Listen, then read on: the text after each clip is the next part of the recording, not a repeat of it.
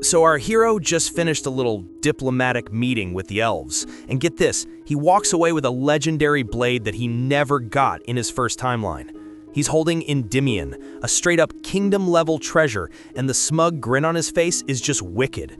In his head, he's all like, only a true king deserves this, while the elf commander Nasus just smiles calmly beside him.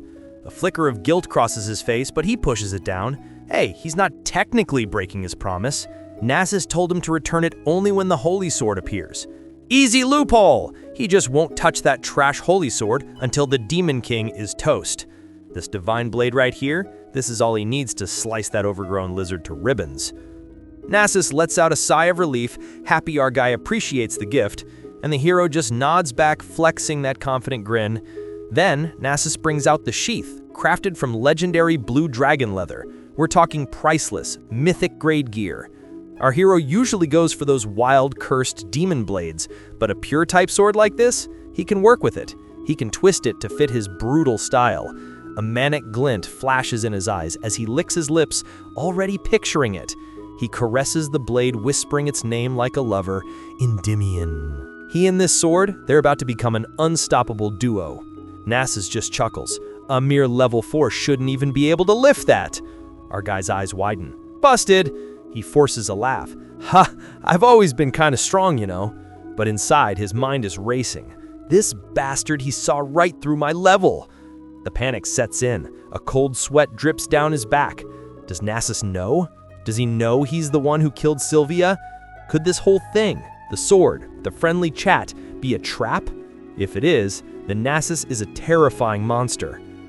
Meanwhile, as the elf delegation departs, our hero is already miles away, smirking. The deal was a massive success. 3 days ago, he was broke. Now, status updated. Name, hero's name. Level, 204. Class, archhuman. Status, loaded. He's got a fat stack of travel funds and Endymion gleaming on his back. He even picked up a crew, a quiet archaeologist named Lanuvel, and a porter he freed from slavery. With his gear and his team, he's finally ready to hunt down the Great Being. Back at the castle, the Knight Commander, Alex, is losing his mind. I disagree, Your Majesty. He needs proper training, not a reckless solo trip. But the king just sighs. Our boy has his reasons. Besides, he already stalled his royal orientation for 10 days just to dodge the drama before piecing out with a casual wave. He turns to Lanuvel. Take me to the Magus Tower. She hesitates. You're really using the transfer circle? Wouldn't a grand adventure on foot be better for the story? He practically yells, I don't have time for that nonsense. Just guide the way. She shrinks back, nodding quickly. Then he glances at the mercenary he hired.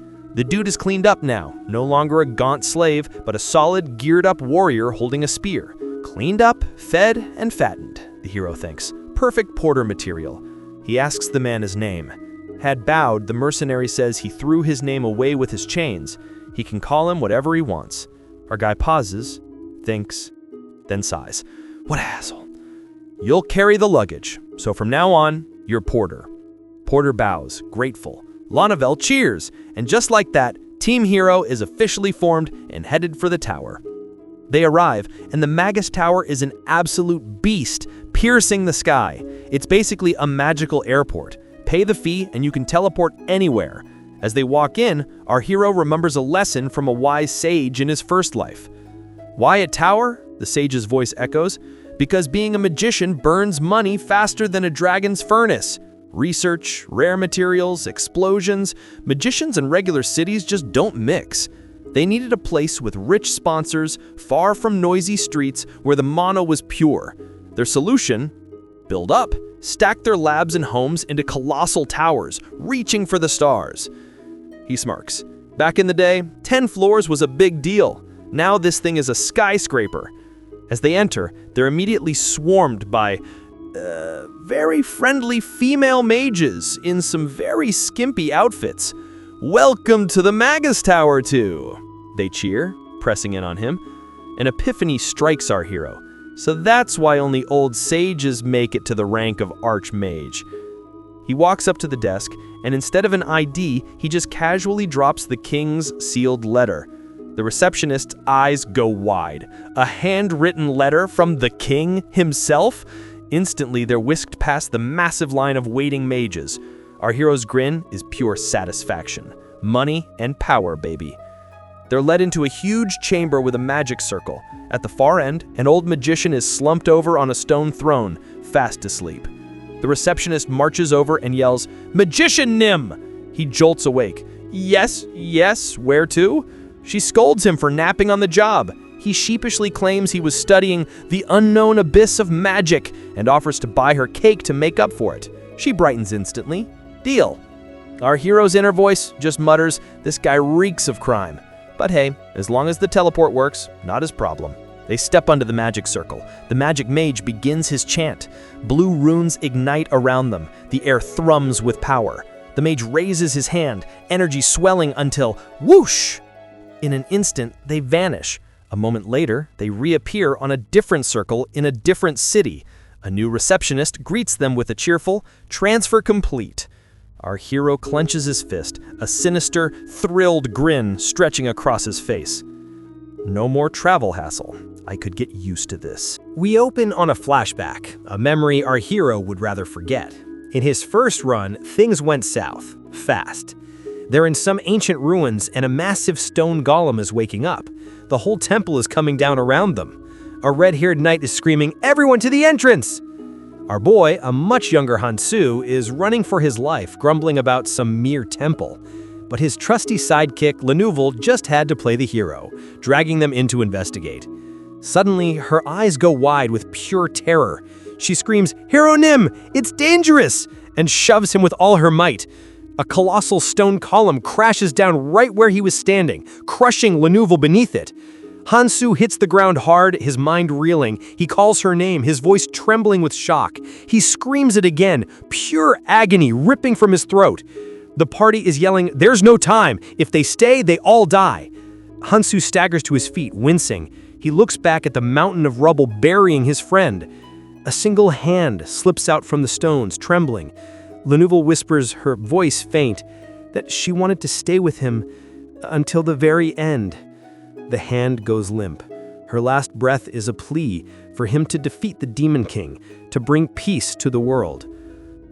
Peace? And then she's gone. The party drags him away as the temple collapses into dust. Hansu takes one slow step, then another. His face is a mask of grief and determination. He clenches his teeth, and then his expression twists into a dark, manic grin. "Serves you right." You heard that right. In his head, he's thinking, "That brat dragged me into this world in the first place. I was just waiting for a chance to get my revenge. Her dying just saved him the effort." He was so sick of being healed by just looking at her pretty face, so tired of her constant nagging. Finally, freedom! Time for a celebratory solo drink. Scene shifts to a campfire at night. The hero is surrounded by his party members. But his celebration is cut short. The red-haired knight snaps, "I'm hungry. Hero, make dinner." Another teammate grins, "Hey, do the laundry too."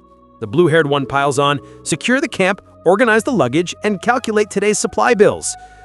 Suddenly, Hansu is buried in a comical mountain of chores. He absolutely explodes. "I'm the hero! Why am I doing all these trivial tasks?" They all just point at him. With Lenouvel gone, the person with the most free time is him. His party completely sucked at chores, which he conveniently forgot because Lenouvel always handled everything. His face turns beet red with rage. Then a sudden, horrifying realization hits him. He shouts, "Right, the slave." He totally forgot about the haughty elf princess he had in his first run. But a quick flashback shows her sneering, refusing to do chores because it's beneath her.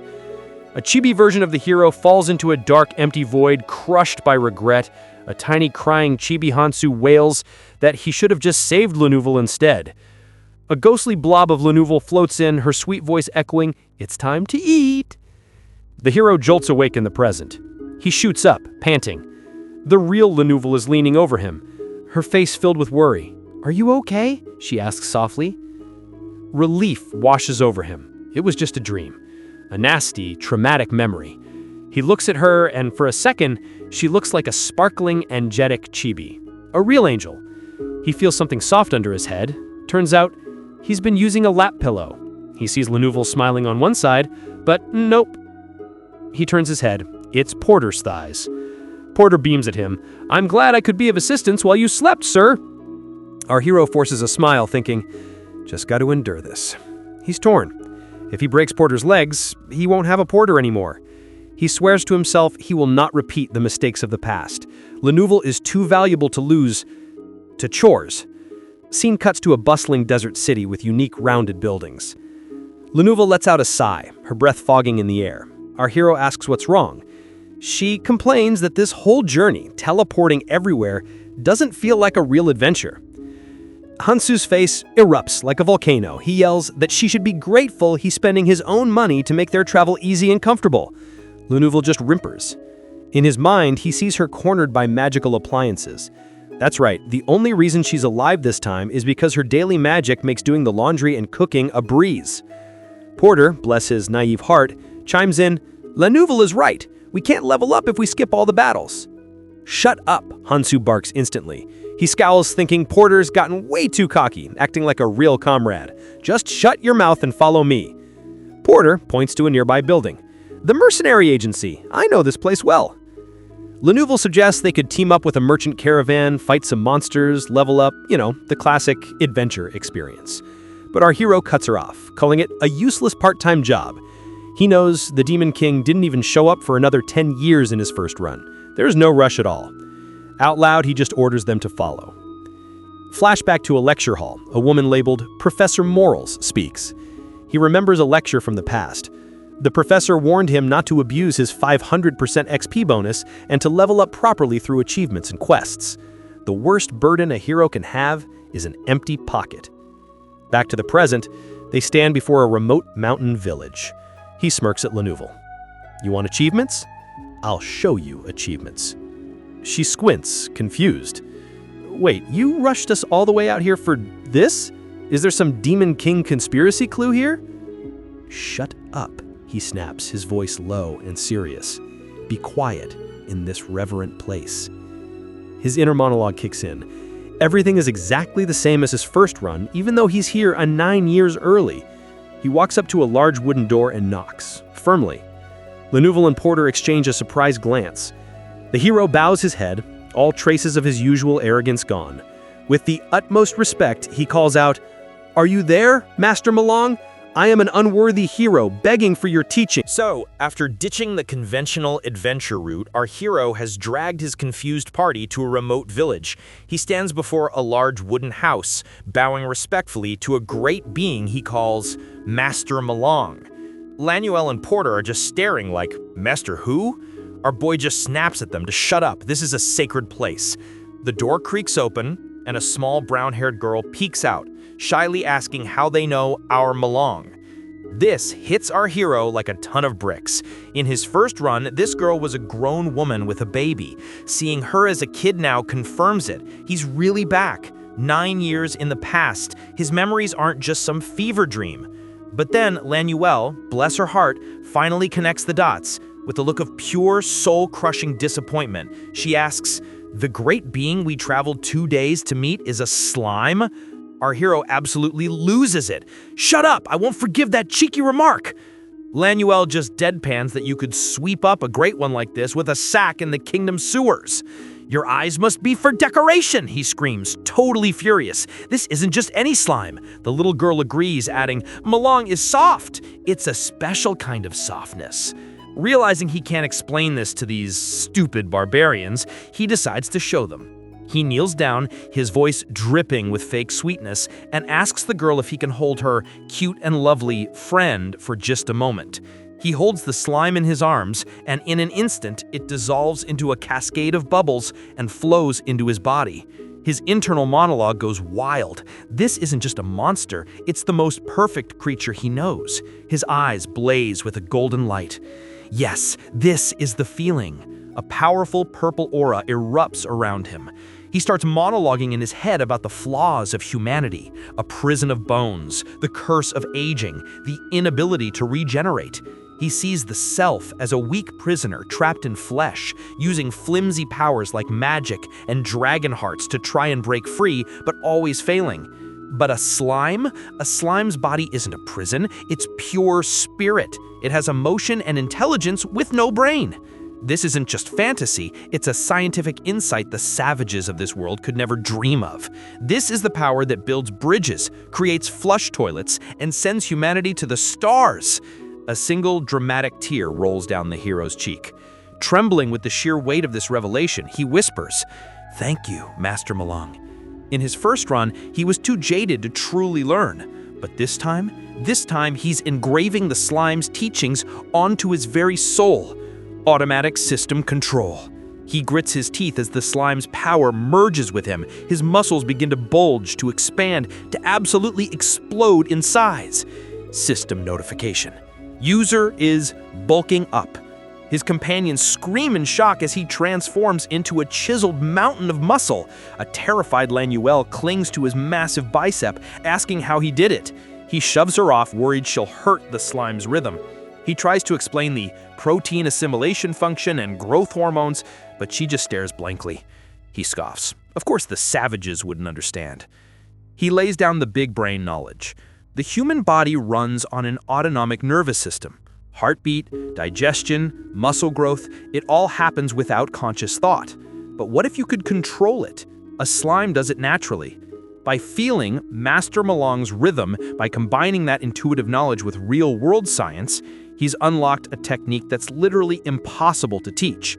He realizes the noble, selfless wisdom of the slime and strikes a dramatic pose against the sunset, tears streaming down his face.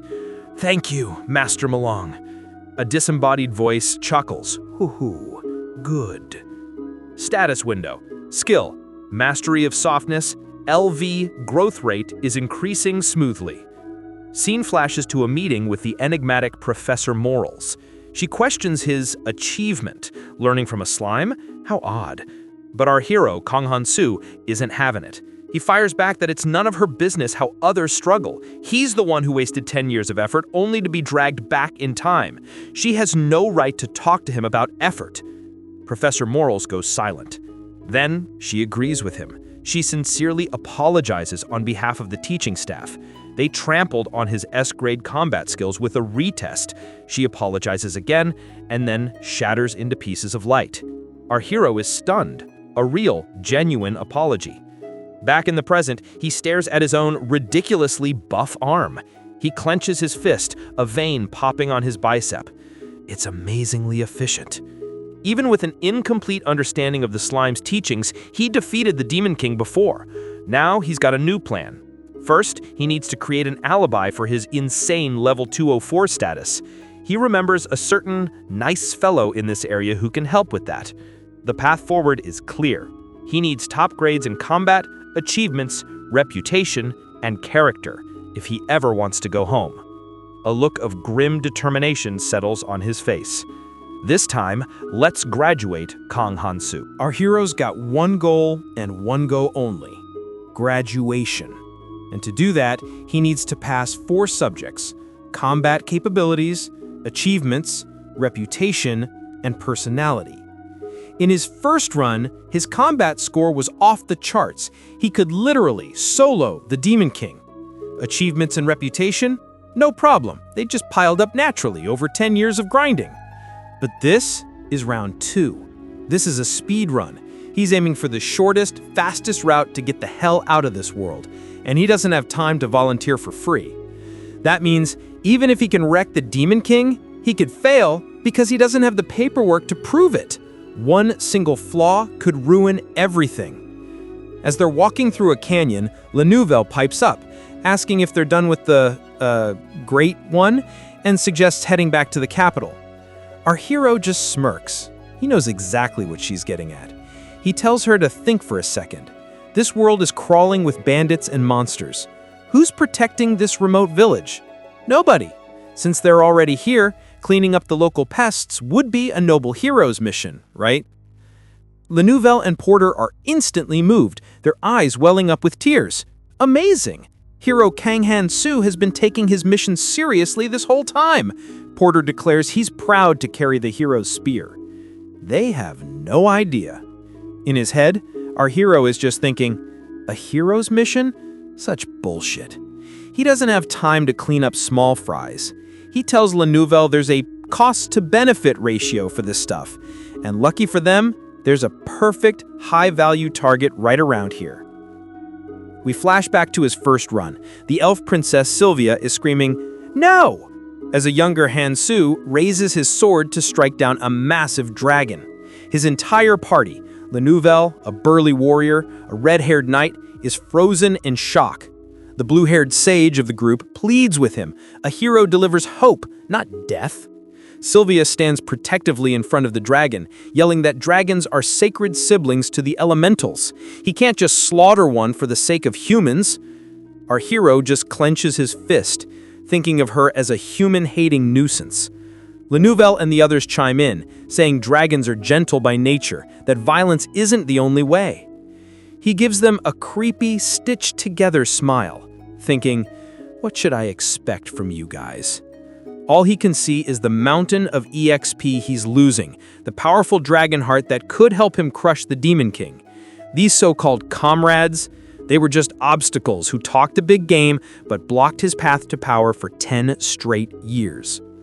Back in the present, the hero's eyes glow with ruthless determination. This time, there are no obstacles. This time, no one can disturb his graduation. He's about to claim the glorious achievement of Dragon Slayer, and that's the kind of high-tier loot that'll make his alibi for being level 204 totally legit. He spots his prey, a young dragon, sleeping. Its gentle nature means its skill level is low, but it'll still yield a truckload of experience and that all-important dragon heart. It's the perfect target. But first, he has to deal with his party. Scene shifts to the party's campfire at night.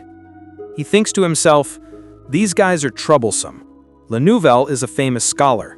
If she dies just 5 days after joining him, Professor Morals will lecture him into oblivion. Worse, a bad reputation score might mean he fails the evaluation and has to see that bastard Sylvia for a third time. A fate worse than death. So he needs to ditch them somewhere safe. It just so happens he was planning to go to that place anyway. He'll just drop them off for a bit. They'll be fine. Probably. The next day, the party walks through a dense forest. Suddenly, a hulking orc bursts from the trees with a guttural roar. Our hero calls them pig goblins. They've got pig-like noses but are built like absolute bodybuilders. In this world, monsters like orcs are basically walking, talking experience points that spawn from areas with pure mana. They're farming monsters, plain and simple. La Nouvelle and Porter peek out from behind a tree, excited. An orc patrol! Hero Nim, we can help! Our hero's response is immediate and angry. Stay out of it. How dare these useless things try to snatch away my experience? He steps out from the trees, drawing his legendary sword, Endymion. A young dragon, even a weak one, is still a challenge. He needs a little warm-up, and this nearby orc colony is the perfect place to grind a few levels. Status window. Name, Orc Soldier. Level, 51. Status, frightened but belligerent. Even though the orc is terrified of his powerful aura, the sword's natural taunt skill keeps it from running. An orc roars and charges, bringing its massive club down in a crushing blow. Our hero doesn't even flinch. He just stares, concentrates, and slash. A brilliant flash of light, the sound of a clean, swift cut. He unleashes a single glowing slash that cleaves the orc cleanly in two. The other orcs cry out in alarm as more of their scouts pour out from the forest.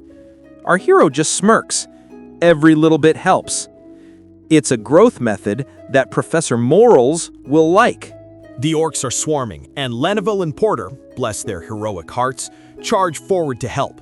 But our hero just whips around, his face a mask of pure rage. I told you to stay still. They freeze, cowering like scolded puppies. He explains that if they draw the orcs aggro, he can't do the work here. And right on cue, a whole new horde of pig goblins comes charging out of the woods. But our boy? He just smirks, completely unfazed. Arrows start flying, and he casually deflects one with his bare arm. The arrow ricochets and thwack! Nails another orc right in the chest. He's thinking Master Molang's teachings are the best. He can just harden his skin to block low-level trash attacks. Status window. Endurance, A. Physical strength, A. Agility, A. Resistance, A. Regeneration, A. His endurance grade is skyrocketing just from tanking hits. He remembers his old party members who liked to fight all gracefully without getting a scratch. What a joke! Those gawky bodies were nothing but a good massive experience waiting to be harvested. He smashes an orc into pulp, but then it happens. No matter how OP you are, the real world always has a surprise shot waiting for you. An arrow lands squarely in his butt. His face goes from smug to pure, unadulterated fury. He slowly, deliberately twists the arrow shaft still stuck in his cheek, a wicked glint in his eyes. The orc archer that fired the shot goes from scared to cautious and then just breaks. "Cuckoo!" it screams, turning tail and sprinting for its life. Lanival steps forward, her spellbook blazing to life. "I'll handle the rest," she declares, trying to act the part of a helpful comrade. But the hero grabs her, pointing at the lightning she just cast. He tells her he intentionally let that one orc escape so it would lead them back to the main nest. She notices he's covered in orc blood, but he just waves it off. It's a disguise. Orcs and dragons have a sensitive sense of smell. The fleeing orc leads them right to the jackpot, the main colony, and it is massive. We're talking an orc chief that's at least level 400, a sorcerer clocking in around 300, and a whole army of 5,000 screaming pig goblins. Our hero gathers his party and lays out his grand strategy. "All right, team," he says with a heroic grin, "we're going to surround them with the power of friendship." He'll take the north gate. Lanival gets the west. Porter gets the east. Lanival panks, "What about reinforcements?" He just calmly points to the south. A river. It's a dead end. They're trapped. A manic gleam enters his eyes. "The orcs will be forced straight through the gates you two are guarding. That means you can level up without any pesky distractions." He asks if they have any other useless questions. They stand there, silent and stunned. "Perfect! Then let's show them our friendship!" Cut to Lanival, standing alone before the west gate. An orc sentry spots her. The alarm sounds, and a tidal wave of green muscle and sharpened tusks pours out of the fortress. Lanival is trembling, completely overwhelmed. Even with her high level, there's an itsy-bitsy chance she could actually die here. She takes a deep breath, clutching a glowing artifact. Her eyes blaze with power. "I, archaeologist Lanival, the helper who insisted on becoming the comrade of the legendary hero." She unleashes a cataclysmic blast of magic, a roaring beam of purple and gold energy that slams into the charging horde. An epic, screen-shaking explosion of light and power. From a safe distance, our hero watches the massive magical explosion erupt from the west gate. A cold, satisfied smile spreads across his face. Good. He thinks of them as his strategic bucket unit, finally starting to pay for the food they ate. With all the orcs distracted by the chaos, the path to the leader is wide open. The orcs are just too easy to read. His real strategy: use his companions as loud, flashy bait while he sneaks in and assassinates the chief. It's the most efficient way to reduce the danger. He slips quietly into the chief's tent and finds not a hulking orc leader, but a young blonde elf girl hanging upside down from the ceiling. She spots him and her face lights up. "Aja! It's great! Finally a rescue party came! Help me!" she pleads, promising a huge reward. But as she yells for help, he sees it. A mark. A sign he recognizes with a surge of pure dread. A bad feeling washes over him. This just got a whole lot more annoying. He has no idea that this rescue is about to become the deadliest fight of his. Our hero stands before the captive elf girl, a heroic smile plastered on his face. "Just wait quietly," he says, laughing to himself about finally being able to go home. But in his head, it's a different story. "Yeah, right! Go home! On your own!" He's not wasting time on useless side quests like he did in the first round. Getting paid extra to escort some stupid elf home? Not happening. he turns his attention to the real prize, the sleeping Orc Chief. Status window. Name, Orc Chief. Level, 387. Status, deep sleep. His level is way lower than last time, but that's fine. Our hero will just make up for the lacking experience by wiping out the entire colony. He raises his glowing sword, Endymion, a crazed, hungry look twisting his features. "Thank you for the food!" He tells the captive elf to be honored. She's about to die by a legendary weapon, her life force disappearing to become a part of his glorious experience points. The elf girl, still hanging upside down, just stares at him, stunned. But then, her eyes go wide with dawning horror. She can't hear them, the voices of the elementals that should reside in that sword. She realizes the horrifying truth. It's a thief! A human is stealing the elf's treasure! She starts screaming her head off, yelling for the guards, telling everyone the royal treasure has been robbed. Our hero just clicks his tongue, annoyed. Seems like someone's upset about their sleep being bothered. Well, I'm also pissed off that my plan just got totally messed up. The Orc Chief is awake, and he is not happy. He charges, and their blades clash with a massive, screen-shaking impact. The hero analyzes his opponent. The chief looks scary, but his skills are low level. He's a naive fellow. Easy prey. "Stay still and become part of my experience," he bellows, charging forward and bringing his sword down hard. He pins the wounded chief to the ground, holding the glowing blade to his nose. "It'll be less painful if you die in one blow," he says, raising his sword for the final strike. "Right?" But the elf girl is still screaming about the robbery, and her screams finally get a response. A massive orc with a reddish-brown fur cape storms into the tent, followed by an orc sorcerer. And just as they arrive, boom! A massive explosion of fire erupts from the tent, engulfing everything. The sorcerer just fired off a spell without looking. The enraged orc chief, still alive, storms over and slams the sorcerer's head for his incompetence. Meanwhile, our hero crawls out of the fiery wreckage, coughing and complaining about the crazy stoneheads and their reckless magic. This is exactly why he wanted to handle things quietly. The elf girl, also caught in the blast, weakly calls him a thief and blames him for the whole mess. That's when he sees her status window. Status window. Level 892.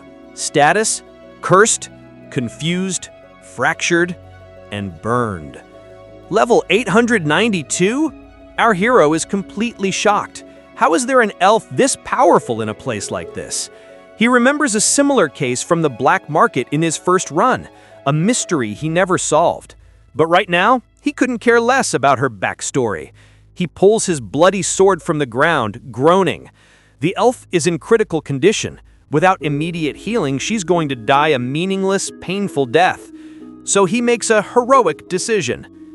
Instead of letting her die like that, he declares, a dark grin spreading across his face, she should be a part of this hero's experience. She will contribute to the suppression of the Demon King and to his own fast graduation. Outside, the Orc Great Chief arrives, rallying his troops for a final massive charge. They thunder towards the wreckage, ready to crush the intruder. The Orc Chief turns to lead the charge, but then he senses something terribly wrong. Behind him, our hero appears from the smoke, his face a mask of demonic glee. "Peekaboo!" he shouts, plunging his sword deep into the Orc Chief's back. "Give me your experience too, you punk!" The Orc Chief lets out a blood-curdling scream from the hero's strike, then collapses, lying defeated at his feet. The hero stands silhouetted against a full moon, reflecting on the experience he gained from defeating the level 892 elf and the level 387 Orc Chief. A status window shows his level has skyrocketed to 348. He thinks about how he was planning to pick off the orcs one at a time, but now he doesn't have to. He holds his glowing sword, Endymion, and challenges the remaining orcs to come at him all at once. The orc horde roars and charges forward. The hero stands his ground, facing the onslaught. He laughs maniacally as he prepares to fight. Suddenly, he stomps the ground, creating a powerful shockwave. He leaps into the air with incredible speed. He cuts down an orc in a single swift motion. He laughs with glee as he continues his slaughter. The hero gracefully dodges and weaves through the horde, cutting down orcs with every strike of his sword. As the orc's head flies into the air from his strike, the MC thinks to himself, it feels like he has returned to the level of his first round. 2 orc sorcerers cast fire magic. Meanwhile, the hero notes that the average level of the enemy seems to be only 1/10 of what it was before. The orcs launch a volley of fireballs at the hero. The hero is engulfed in a massive explosion. However, he stands unharmed amidst the fiery blast. A cloud of smoke and dust rises from the explosion. The hero laughs maniacally as he revels in the battle. He thinks about how he can recover just as fast as he is injured, thanks to Master Molang's skills. He realizes that he can not only survive, but also increase his skills fast. His endurance, avoiding, and immunity skills have all leveled up to A rank. Meanwhile, La Nouvelle's voice calls out to him from a distance. La Nouvelle and Porter are shown being swarmed by orcs, crying out for help and saying they can't hold on any longer. A trembling La Nouvelle exclaims that she has no mana left and her arms have no more strength. The hero turns annoyed as La Nouvelle screams his name, and he thinks to himself, I forgot about them. He dismisses them as jerks making such a fuss. But then he leaps into action, effortlessly cutting down the orcs that are attacking his companions. La Nouvelle and Porter, exhausted and bruised, thank the hero for saving their lives. The hero calls out to Porter. Porter looks up, responding, yes?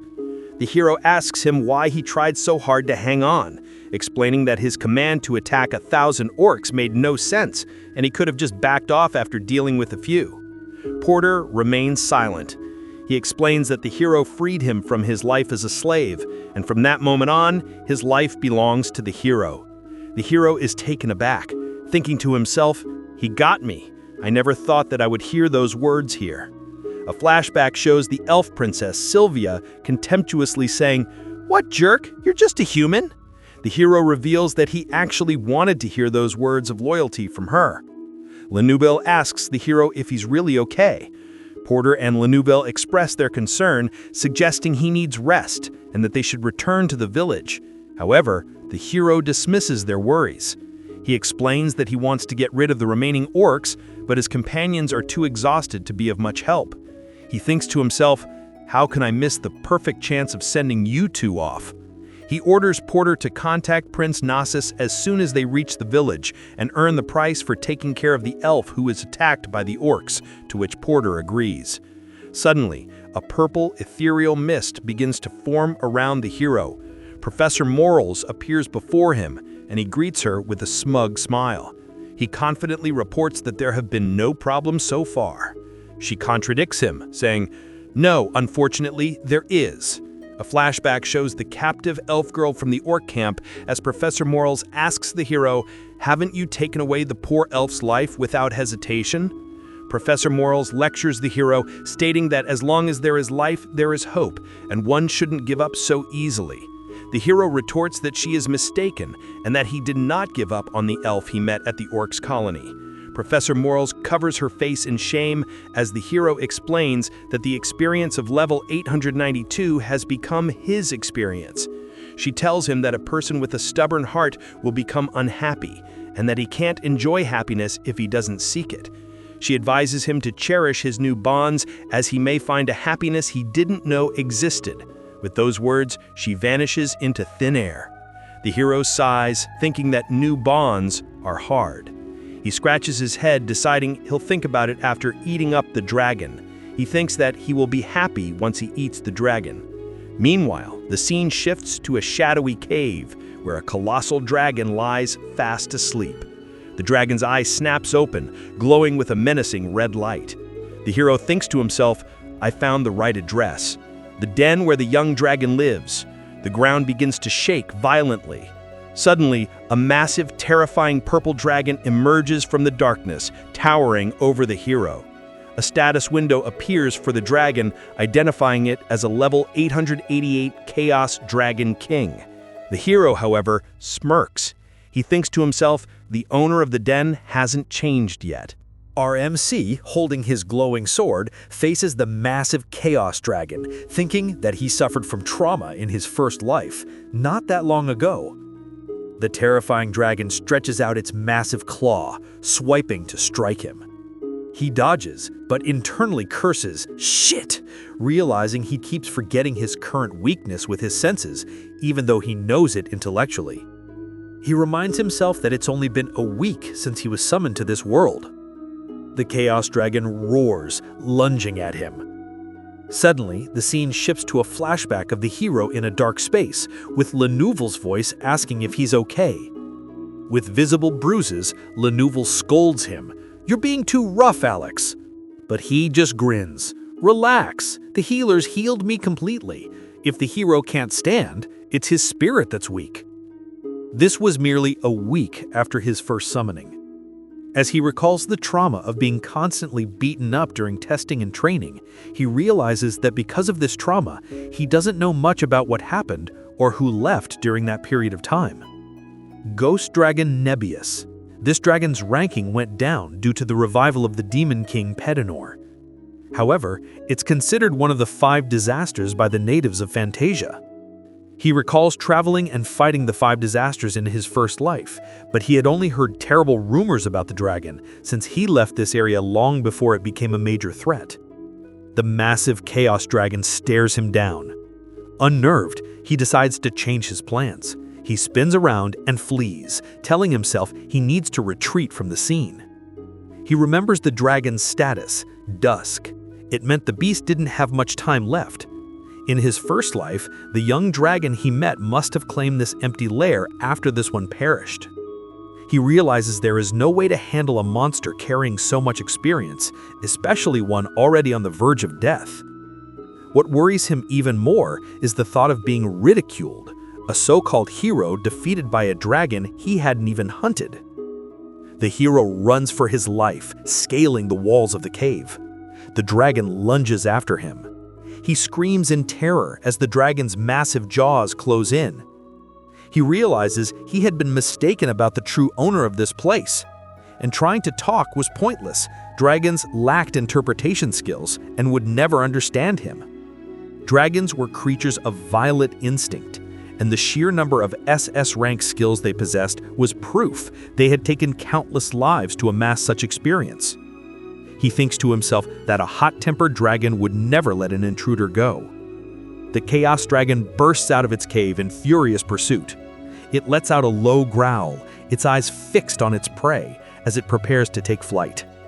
It spreads its 3 pairs of majestic pink membraned wings. RMC, still running, wonders why he can't hear the dragon's footsteps anymore. He looks back, questioning if the dragon gave up, but quickly dismisses the thought. The dragon gathers a massive ball of purple energy in its throat. The hero continues to run, then suddenly has a realization. The dragon unleashes a devastating beam of purple energy that fills the sky. The hero is caught in the massive blast, his silhouette disintegrating in the overwhelming power. Back in the village, houses shake violently under the impact of the dragon's attack. A clay pot slides off a shelf, crashing to the floor in a spray of water. The village chief's daughter, holding Master Molong, looks up in alarm as the ground trembles. Lenouvel, Porter, and the other villagers look towards the mountains in fear, wondering what happened to the hero. The forest is now corrupted by a purple, poisonous aura. RMC, his clothes torn and body smoking, curses his luck, realizing he would have died if the dragon's breath had hit him in the head. He activates his physical customizing and recovery maximum skills. His body begins to heal as his blood pressure and liver function increase to detoxify the poison, and his platelets and tissues regenerate rapidly. He thinks about how he can block the pain with endorphin control and that his brain is fine thanks to Master Molong's teachings, allowing him to recover in no time. He stands amidst the poisonous swamp created by the dragon's S-rank poison breath, realizing what an incredible monster he's facing. He worries that if he's unlucky, the poison will spread to the mountain village. He dismisses the scumbags as not a big deal, but resolves that he can't let Master Molong be harmed. Shouting at the dragon, he taunts it, "Hey, you old fat lizard, are you blind? Your aiming skills are terrible." He continues to mock the dragon, questioning how it can call itself a king or ghost dragon with such shitty skills. He thinks to himself that since the dragon doesn't have interpretation skills, it won't understand what he's saying. The Chaos Dragon roars in fury, confirming his theory that it can sense someone surviving its poisonous breath. The dragon unleashes another powerful breath attack. The hero, laughing maniacally, leads the dragon on a chase, shouting, "Good job following me." He is grazed by the breath attack, but dismisses it as an oopsie. He thinks about how he can use the poison for poison therapy for skin regeneration, as long as it doesn't hit his head and allows his body to make antibodies. He succeeds in luring the dragon away from Master Molong's house, but wonders how long he can keep this up. The dragon's poisonous aura begins to corrupt the surrounding forest, throwing a group of orcs into confusion. The hero pushes through the bewildered orcs, shouting at them to move. He leaps over a cliff, and the pursuing dragon crashes into the orcs below. The hero laughs triumphantly, telling the orcs they shouldn't have been in the way. He admits that his bravado is fueled by adrenaline and dopamine, and now he has an idea to turn this crisis into an opportunity. The battlefield had turned into a wasteland, tainted and corrupted by the dragon's poison. Suddenly, a massive explosion of purple energy erupts in the distance. An orc leader watches, his face twisted in confusion. The orc leader is shocked to see the dragon. Our MC leaps through the air, and meanwhile the orcs are bewildered by his sudden appearance. The hero laughs maniacally, declaring, "Target found." He lands with effortless grace at the orc's base. Then, without hesitation, he sprints away, laughing wildly, right in front of the orc leader. The orc leader stumbles back in confusion. A massive claw wreathed in dark energy, likely the dragon's, slams down onto the orcs. Corpses litter the orc's stronghold, but they vanish instantly as they turn into swirling purple mist. The orc leader collapses, his body ravaged by poison and burns. A glowing status window reveals his identity, level 265 Ogre Fighter. Our MC laughs maniacally as he stands over the dying orc. He raises his sword, thinking of this as a meal prepared for him by the Ghost Dragon King. He declares, "I'll enjoy this meal," ready to claim the experience. Then he explains his strategy. The experience is received by whoever deals the last strike. He grins wickedly as he holds his sword. By avoiding the dragon's breath attack, everything around him gets poisoned, and he can then deal the final blow to claim all the experience. The ghost dragon lets out a roar, and the hero looks up, surprised. The dragon lands, and the hero smirks, thinking that while he didn't intend for this to happen, they make a great team. The dragon unleashes another powerful breath attack. The blast of purple energy decimates the surrounding landscape. The dragon lets out a final, triumphant roar. Meanwhile, the scene shifts to a peaceful village, now under a dark, purple-hued sky. An alarm bell rings frantically. Villagers run in panic, screaming that it's a dragon attack and that the Ghost Dragon King Nebius has appeared. The villagers shout at each other to evacuate or they'll all die. One man asks where the dragon hunter is. The massive silhouette of the Ghost Dragon Nebius looms over the village. The dragon descends upon the village, its eyes glowing with menacing red light. It unleashes a devastating attack of purple energy spikes, destroying the village buildings. The villagers scream in terror as they are caught in the blast. Our MC runs through the chaos, but wonders if he passed by something. He thinks about how the adrenaline in high concentration, while useful, also narrow his view. He resolves to concentrate on not losing his experience. Then, suddenly, a massive blue-skinned cyclops appears, weakened by the dragon's poison. Its status window shows it is level 533. Our MC effortlessly decapitates the cyclops, and immediately after a large snake-like monster, one after another. He laughs maniacally, reveling in the slaughter of the high-level monsters weakened by the poison. He roars with triumphant laughter as his status window appears, revealing all his skills have risen to A rank. His status reads, growing, excited, mad. Our MC feels as if he were riding on the back of the ghost dragon Nebius, joking to himself that it was like driving a bus, only this was a first for him. He reflects on how he and the dragon were a good pair, traveling the Fantasia continent day and night. In his mind, he pictures himself in Nebius carving through a horde of demons, tearing apart forest beasts, and clashing against armies of soldiers and knights. Thinking no force in the world could stand in their way, that all the useless things could be swept away like dust in front of a vacuum cleaner. Our MC sighs with satisfaction, feeling refreshed.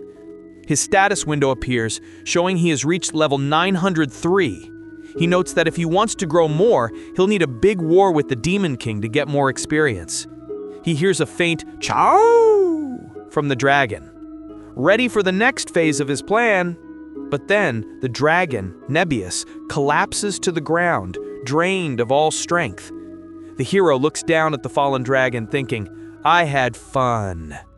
The dying dragon looks up at him and our MC calls it, my friend. He explains that the dragon is falling due to its old age. Our MC stands amidst a landscape corrupted by the dragon's purple poison. The massive, decaying head of the ghost dragon, Nebius, lies before him, its red eye still glowing faintly. He reflects on how the dragon chased him to the point of dehydration and joint dislocation. Yet even in its old age, it proved strong enough to be called one of the 5 disasters. He thinks about their brief time together, how he had fun, how he leveled up even more.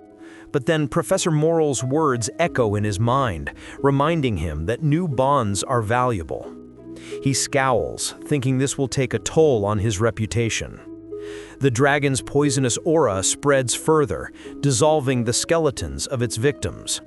Suddenly, a wave of purple energy sweeps across the land and Professor Moral's voice echoes, explaining that countless cities have already been destroyed by the Ghost Dragon King's breath, and half the central continent lies poisoned. The hero clenches his fist, recalling how the Demon King Pedonar put humanity into fear without even moving a finger, calling him a scary bastard. At that moment, Professor Morals appears, calling our MC a scary student. The hero, surprised, greets her. She explains she couldn't interfere because the crisis lasted so long, and she waited for the battle to end. The hero angrily retorts that it's too early to give up. He pulls out a map of the Fantasia continent, pointing out that while half was destroyed, the other continents are intact, and 90% of humanity's land is still preserved. He insists there is still hope in his second life, reminding her of her own words that he shouldn't give up so easily. Professor Morals nods, saying hope is a hero's virtue, but warns that this disaster happened because he blindly trusted knowledge from his first life. The hero admits he expected a young dragon, but instead found an old one on the verge of death. Even so, he's relieved. At least he doesn't have to worry about his character score anymore. He approaches the dying dragon, muttering, "It could have lived another year if it had just rested." "Are you satisfied fighting until you burned out?" he asks. The dragon lets out a weak "chow." Then suddenly, as his hand brushes against its skin, its massive body stirs. The hero stands before the dragon's decaying form, Endymion glowing in his grip. "I had fun too, Ghost Dragon King Nebius," he says grimly. He points his sword at a pulsating fleshy mass and shouts, "Get out!" explaining that such a thing was only possible because of the dragon's desperate battle.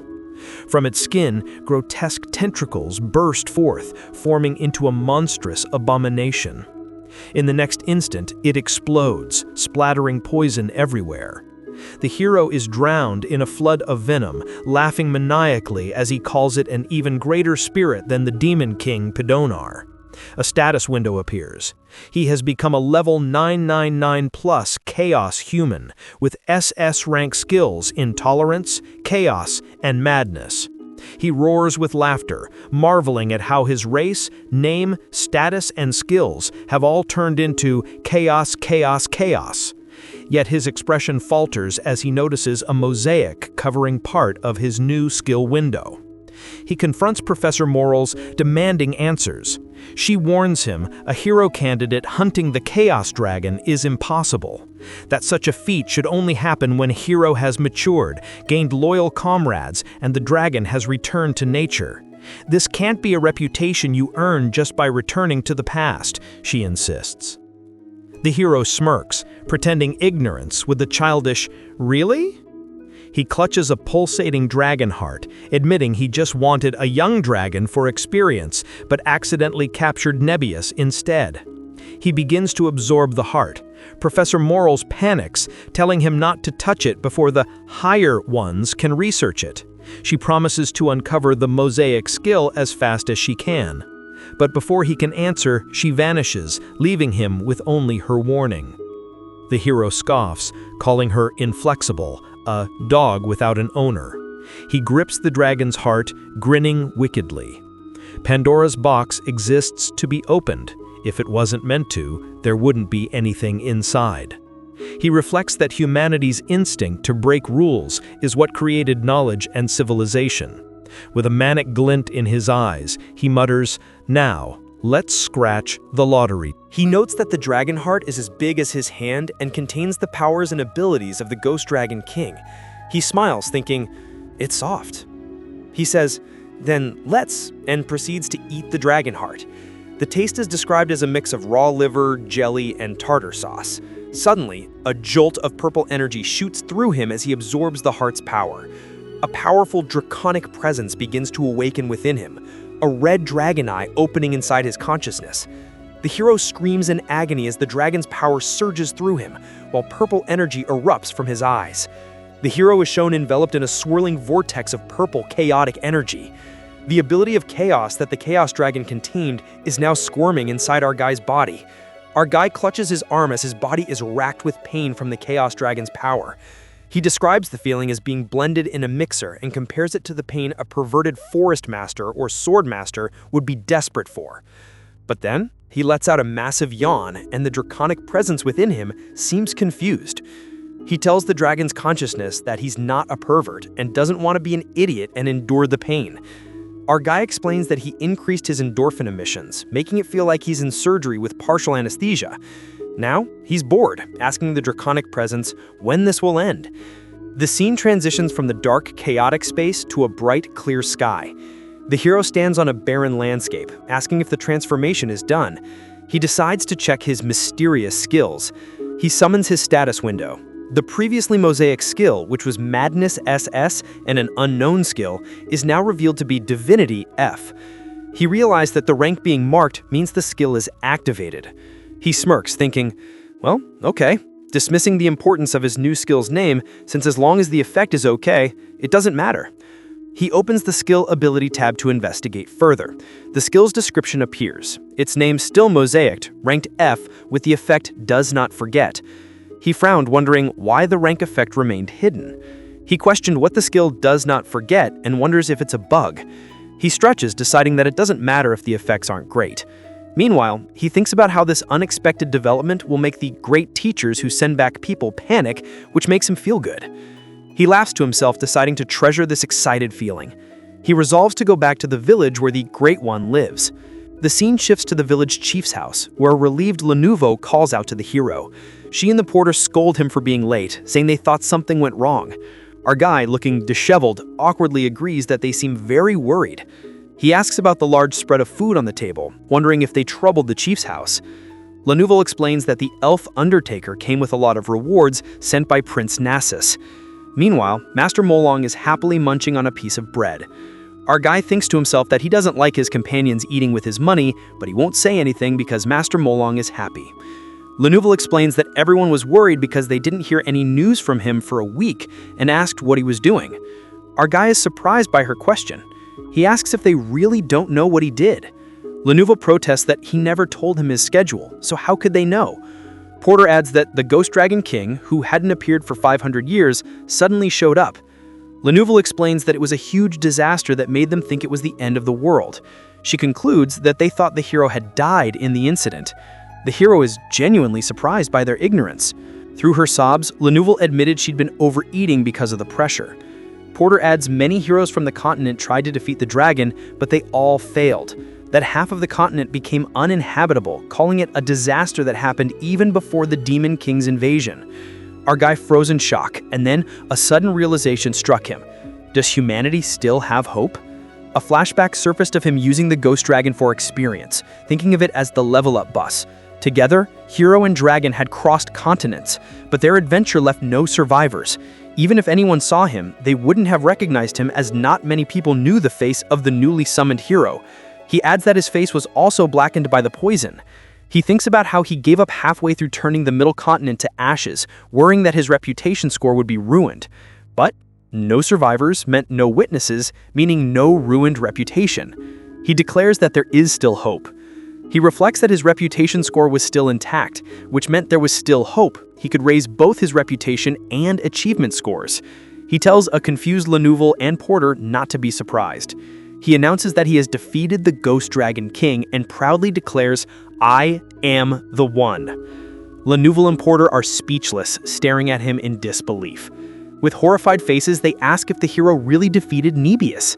The hero simply replies, "Yes," and thinks to himself that he told them about Nebius's death by making up a story.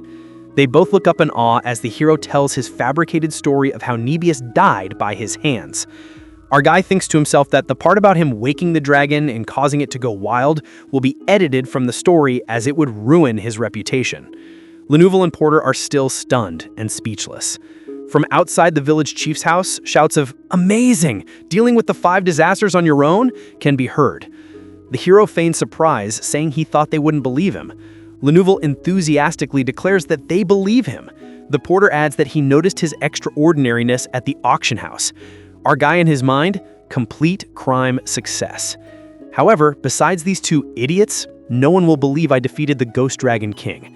As he recalls that around this time in his first life, he was a newbie who refused to murder. He realizes that to earn more reputation scores, he should capture a big one in front of the audience. Our guy announces his plan to capture a big shot. Lenouvel asks what he's talking about. He declares that since one of the 5 disasters has caused so much damage, it is the hero's duty to get rid of them as soon as possible for the sake of the people of Fantasia, as the hero declares his intention to secure his fame and reputation scores. A panicked Lenouvel asks when they will head back. She reminds him that there is only 1 day left for his orientation with Mr. Alex. Suddenly, Sword King Alex appears in his mind as the hero remembers his promise, exclaiming, "How did I forget about him?" As he thinks about how he was almost in big trouble, blinded by his reputation and fame, and forgot about his precious comrade, he resolves to never forget his promise with him. However, we all know that what our guy intends is right. He thinks to himself that if Lenouvel hadn't reminded him, he would have been in big trouble. Our guy, in a good mood, tells a hesitant Lenouvel to speak up, as he contemplates how he should cook up Alex to make others say he did a good job. Then, Lenouvel reports about the elf undertakers sent by Prince Nasus. The dead body of the elf they took care of was one of the guardian knights of the Queen of Elfheim, and she asks if they know the most shocking part. Our guy adds that there's another elf in the black market. Lenouvel excitedly asks how the hero knew. Our guy thinks to himself that he didn't do much investigating, but even though elves live long lives, there aren't many who reached level 800, as they aren't combative races like dragons. He deduces that with an average level of 100 in elf society, a warrior around level 800 would have been a part of the royal guards. The hero thinks to himself that, as expected, there are a bunch of very annoying things. He calls out to Lenouvel, who eagerly responds, imagining the beginning of an exciting adventure. But our guy dismisses her, saying he's heard all he needs to, and tells her to shut up and keep the rest to herself forever. He continues, stating that the Elf King having his wife stolen by a high-rank demon and the inspection of the missing guard knights are none of his business. A bewildered Lenouvel asks how he knew all that. The hero confidently states that he knows right away, as he's been a hero for 10 years and can know the rest just by hearing the beginning. He thinks to himself that Lenouvel is the same as in the first round, always bringing bothersome problems. He asks if she knows what that is, pointing towards a clearing in the forest. The scene shifts to a horse-drawn carriage speeding through a forest.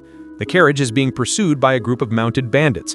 One of the bandits, a cloaked figure with a spear, closes in on the carriage.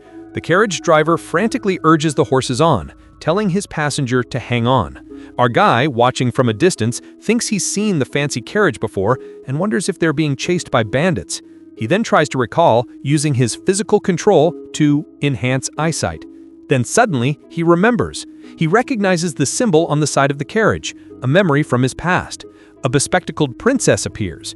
The hero identifies her as the princess of the Holy Empire and the symbol as the personal mark of the second successor of the empire. He deduces that the reason such a high-ranking person is being chased is obvious, a political purge. He concludes that since she's being chased, her uncle must have succeeded with his coup d'etat, just like in the first round. He recalls that the emperor of the Holy Empire is supposed to die about 5 years later, and yet wonders why this is happening already. The hero has a realization, thinking about the capital of the Holy Empire that Nebius passed by. A chibi version of himself sweats, thinking it seems like it's not his fault. La Nouvelle argues that they have enough time to help those in trouble, despite their promise with Alex. Porter La Nouvelle praised this as a heroic act. Our guy points dramatically, shouting that Nebius has become a zombie dragon and is coming their way, causing a chibi La Nouvelle and Porter to scream. La Nouvelle feigns panic, saying they have to evacuate the people quickly. A notification appears. Skill activated. Poison breath, SS. He spits out a stream of purple poison. The poison flies through the air towards the fleeing carriage. The poison splashes onto the ground, creating a toxic puddle. The horses and the carriage driver are consumed by the poison, their bodies dissolving. The princess reaches out from the wreckage, her glasses lying broken on the ground. Porter and La Nouvelle say they don't see a zombie dragon. Our guy, with a smug grin, agrees that he must have been mistaken. A flashback shows the princess's uncle, surrounded by shadowy figures, questioning if she has the determination of an emperor. The narration explains that the wise emperor of the Holy Empire tried to keep his brother away by making him a feudal lord of a faraway place. The narration continues, stating that the brother grew power in a sneaky way and kicked out his niece to take the crown after the emperor died, becoming her legitimate imperial successor. They saved her from an assassination attempt and destroyed the usurper's power by force. The princess fiercely ordered the slaughter of the usurpers. The hero's party proclaimed that a smart and authentic young emperor will take good care of the country. The princess's cold, calculating eyes behind her glasses as a crown is placed on her head. The hero reflects that he should have noticed her true nature when she had them slaughter the usurpers without any mercy. Back in the present, the hero shudders, saying he's never been cursed that much in his life. A confused La Nouvelle and Porter ask what happened, and if the people are all dead. Our guy states that the usurpers of the Holy Empire in this round will now be in peace. He adds with a smirk that half of their land is now ashes, much to La Nouvelle and Porter's confusion. Our guy in his mind explains that after taking the crown, she started to doubt everything and used her smart brain to get rid of the opposing party, earning her the name the Empress of Blood, before she was eventually murdered. He concludes that it seems like it's not his fault, and it is an atonement of the mistake from the first round. Flashback. A cat-like creature with glowing yellow eyes. MC asking if he's joking. Our guy looks terrified, asking, "You want me to kill it?" La Nouvelle reminding the hero that he has a hard time killing monsters that look like humans. A concerned La Nouvelle and a disappointed Alex look on, as Alex laments that his efforts weren't enough. Grinning Alex, who thinks he should have taught the hero more spirit. However, he decides it's not too late and that he should do some more training with the hero. A terrified La Nouvelle protests, saying the hero just recovered from the trauma of his previous training. Alex dismisses her concerns, stating that the trauma is also a result of lacking spirit. Alex explains that the hero's strength doesn't depend on techniques or levels, but on the spirit of never giving up, no matter how many times he is beaten down. Looking at Alex's face, our young hero was terrified. Back in the present, our guy notes that the place hasn't changed, even though the Ghost Dragon King went wild. La Nouvelle explains that the heavens helped, as the dragon went wild in the opposite direction of their kingdom. She concludes that His Majesty must have the blessing of the gods. Our guy internally scoffs at the idea of the Dumpling King having a blessing, thinking that it's all thanks to Master Molong. La Nouvelle asks who Molong is, but the hero tells her to forget it. A worried Lunavel thinks about how they are a day late for their promised 10-day return and wonders what she should report to the king. Meanwhile, in the castle, the king sternly reminds the hero of his promise, scolding him for not keeping it. Our guy emerges cloaked in a sinister purple aura. The king stammers nervously, insisting that a trivial promise holds no value when the hero's duty is to save the world. With that, the due date problem is solved. Now, in the Imperial Training Court, Alex welcomes the hero, marking the beginning of the orientation. Alex looks at the hero's girly skin with no wounds and says it seems he didn't do any proper training. He smirks, promising to make the hero the greatest swordsman in the kingdom in no time at all. Our guy looks unimpressed. He observes that there are still many spectators, even though he's a little late compared to the first round. He also notes the presence of priests, who are needed for Alex's violent show. Therefore, the priests comment on how busy they will be. The priest's important duty is to heal the victims so that Alex can continue beating them. The hero smirks at Alex, repeating his words, "In no time, you say?" Alex confirms, stating that they are in an alarmed state and don't know when the revived Demon King will attack. He vows to teach the hero as fast as he can, even if he has to pay a cost. He explains that the best way to increase skill proficiencies is to train as if it's the real deal. The hero asks, "What will happen if I die?" Alex dismisses his concern, reminding him that there are priests who can heal him and accusing him of making excuses to escape. Alex, with a determined face, tells the hero that humanity's fate is at stake, and he doesn't want to hear a newbie nagging. Our guy thinks to himself that Alex is eager to beat him up, and a status window appears for Alex, showing he is a level 292 swordsman with a status of Eager Malice. The hero wonders about the Malice status, since he doesn't remember seeing it in the first round. He calls out to Alex, questioning if he's the one who really needs the training and what a level 292 can possibly teach. He tells him that he's giving him sincere advice. He reminds him that he should have heard that he swept the Orc colony and defeated the Ghost Dragon King. Alex is momentarily stunned, a vein popping on his chest. He bursts into laughter, calling out to the Imperial Knights and praising the hero's bullshit. But unfazed, our guy listens as Alex addresses the crowd, accusing him of spinning a blatant lie just to avoid training.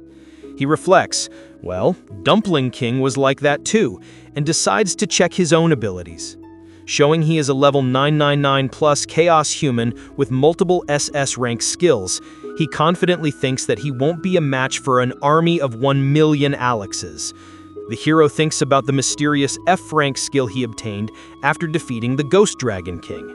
He wonders what the effect "does not forget" means.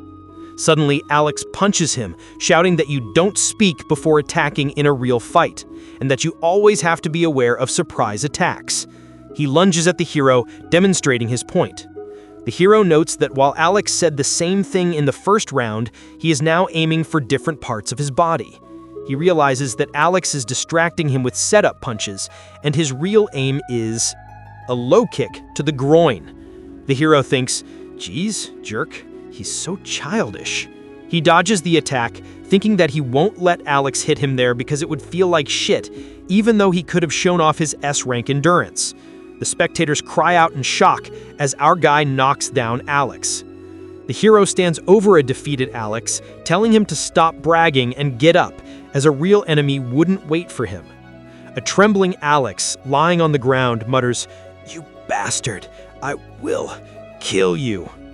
The hero looks down at him, thinking that while he will be called the Sword King in a couple of years, right now he is just a weak human who struggles to defeat even low-rank demons.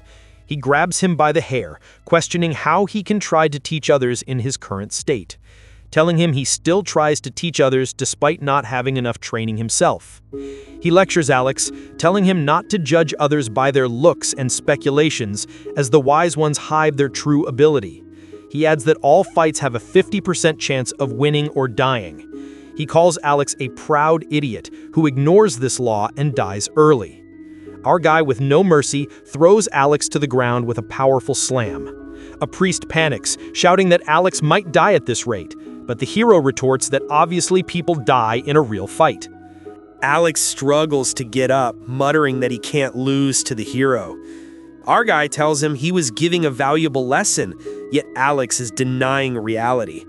He decides to skip the rest of the class and get to the most important lesson. He asks Alex if he knows what's most important in a real fight, comparing himself to a good teacher who respects his students, unlike Alex. A terrified Alex is shown, sweating profusely. Our guy, eyes glowing, declares that the most important thing is. He delivers a powerful, glowing strike to Alex's back. Our guy, with a determined expression, says, "Getting rid of future problems." Professor Morals appears before the hero, accusing him of murdering the princess and the Sword King. Our guy greets her casually, but she lectures him about letting go of the past to move towards the future. She asks if he won't be able to lead to a better future, having failed once. Our guy confidently states that no one noticed he murdered the princess, so there's no problem with his reputation. He argues that it's a happy ending for the innocent people of the Holy Empire, since they won't be ruled by a paranoid, power-hungry princess. He calls getting rid of her a much safer and successful solution. He dismisses Alex as not even worth mentioning and tells Professor Morals that he told her to let go of the grudges from the first round. However, she tells him that the greatest victory is triumphing over one's heart, and a sage is no longer a sage if they get angry. She reminds him that tolerance is a hero's virtue, but he cuts her off with, "Tolerance? Don't tell me next you'll want me to embrace the Demon King." She warns him that this would be neglecting the reason for the hero's existence. The hero smirks, saying, "Let's wait and see." Meanwhile, two priests check Alex's pulse, their eyes wide with shock. They declare that he is dead. Our guy stands tall as the spectators murmur in disbelief that the Imperial Knight leader is dead. The hero addresses the crowd, asking how the kingdom's strongest swordsman could have died. He raises his hand, telling the people not to worry or feel anxious, just because the man who protected the royals and the kingdom has died. With a sinister grin, he reminds them that they still have the hero. A knight in the crowd is shocked, while our guy thinks to himself and reveals that his ultimate weapon, the bright smile that brings tranquility, didn't work. He was confident about it, yet he notices that the people aren't afraid because they're not powerless. Their insides must be filled with rot and filth, and he decides to memorize their faces. He reflects that Alex was a bastard he would kill without a second thought if given another chance. But at the same time, he was also the leader of the Royal Knights, and his death is a huge loss for the kingdom. He declares that since he killed Alex without any regrets, he will take responsibility for the consequences. He raises his fist to the sky and shouts, "Royal Knights, assemble!" The hero tells the assembled knights that if they want to die, they don't have to join. The knights gasp and reluctantly gather. A group of nervous knights stands before the hero. The hero addresses them, stating that Alex has died during the training. He explains that death during training happens sometimes, and more importantly, that the most important thing in a real fight is not violence, but intuition. He declares that Alex died because he ignored this, and asks if anyone else wants to die for not understanding. The knights remain silent, sweating nervously. Our guy smirks, thinking that they have understood his teaching very well, and that he can feel their respect and admiration. He reflects on how it took him 10 years to build this in the first round, yet now only 10 days this time. He announces that the orientation is over, and that they will now get rid of the problems that make the country suffer. He offers to take questions with the cost of a hand, and tells them to raise the hand they want chopped off if they have any questions. The knights, now quick to understand, remain silent. The hero praises them as elite royal knights. He announces that they will split into two teams, one following La Nouvelle and the other following him. He explains that the goal for La Nouvelle's team is the Queen's Villa. He gives them specific instructions to find a secret pathway inside a purple closet in the third room. He tells them that if they follow the path, they will find a court. Meanwhile, La Nouvelle and the knights discover cultists mid-ritual, a bound and censored victim at the center, and La Nouvelle, nervously asking, "Your Majesty..." La Nouvelle orders the knights to get rid of all the Satan worshippers and collect the evidence. The cultists are shocked by the knight's sudden appearance and urge their high priestess to escape. The high priestess, who is the queen, scolds them for calling her by her title and tries to flee. The hero's voiceover tells the knights that they can kill the queen if she fights back too much, as she'll be executed anyway. The hero tells the rest of the knights to follow him and clean up inside the castle. He kicks down a door announcing, "Knock knock, hero of justice has a delivery." He orders his men to lock up all the bastards, who are revealed to be the children of the High Judge. The hero intimidatingly asks, "So?" and the guards quickly say, "Nothing." The hero thinks to himself that this is a service that should normally be paid for, but he has the responsibility and debt for killing Alex, so he will clean up the kingdom until it's peaceful, even without the barbaric Sword King. He also intends to show his skills to the Holy Empire citizens who criticized him during his training. Professor Morals asks what made student Kang Han-soo change his mind. Our guy greets Professor Morals, telling her to take a good look and give him a good score for his reputation, as he has worked hard. He asks if he saw how he did in the first round, to which she confirms. He argues that even though he was kidnapped to this barbaric world, he still solved many problems, mostly for free. Flashback. Our guy and La Nouvelle discussing the queen being a devil worshipper, as the hero admits he didn't solve the problems perfectly. He explains that at least now he knows a lot about the kingdom's problems, the ones deep inside, and even all of their solutions. He asks Professor Morals if it isn't nice that he now has an opportunity to compensate the citizens because Alex has died. Professor Morals remains silent. Our guy declares that before everything becomes a mess like in the first round, he will solve all of the problems, no matter the cost. The hero, flanked by the royal knights, shouts, "Everyone freeze!" Immediately, a group of corrupt noblemen are arrested, one of them protesting, "What are you doing to a nobleman?" The hero orders his men to arrest all of them. 5 days later, a messenger rushes to the king's castle shouting, "Your Majesty, Your Majesty!" The nobles who are arrested are now begging for their lives, pleading with the king to save them, and calling the hero insane. A confused crowd of commoners watches from below as the nobles are held captive on a balcony. Suddenly, a nobleman in the crowd shouts in outrage, "How dare a nobleman gets humiliated in front of the lowly ones?" Our guy explains the big flaw in this barbaric world, the leveling system. He explains that while leveling up has useful effects like preventing aging and increasing stamina, you can reach the performance level of a hard-working athlete by just reaching level 5. However, the problem, he notes, is the limited methods to obtain experience for leveling up. How earnestly have you slaughtered? He explains that those who are interested in living long and healthy naturally take care of leveling up, and warrior types just need to do their job well. After all, since there are endless battles in this barbaric world, plenty of opportunities exist for warriors to level up. The real issue, he notes, is the scholar types who have no connection with battles. A status window for one of the arrested nobles shows he is level 116. The hero recalls that these nobles constantly kidnapped and murdered commoners and sacrificed fathers and daughters to make themselves younger. Another noble shouts that this is a plot and a political maneuver by the hero. In response, our guy reveals he was also captured for the same reason in the 7th year of the first round. Our guy thinks about how he was about to drown the corrupt nobles in the ocean, but instead found a better solution to protect the environment and pay back for Alex's death. He calls out to Porter, who responds immediately. He asks Porter if he understands how much he cherishes experience points. Porter's eyes gleam with understanding as he confirms that he knows very well.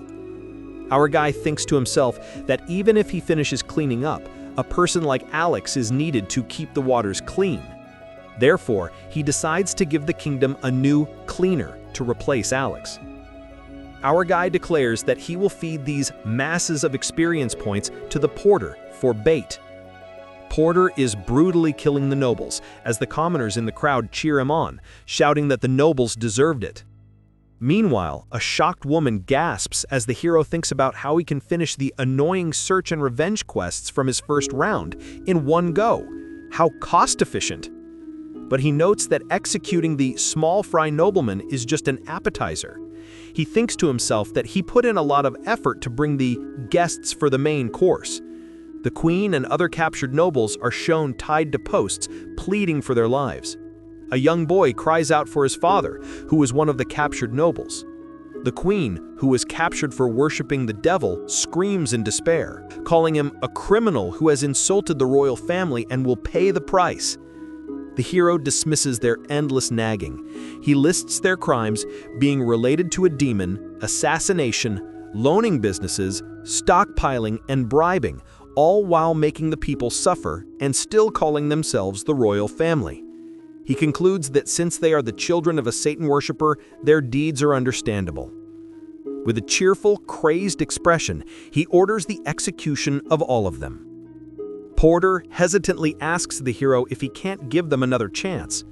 Our guy, feigning disbelief, asks him if he heard him correctly. Porter explains that the royal family is holy, and that executing the queen and the successors is a bit too much, as the crowd murmurs in agreement.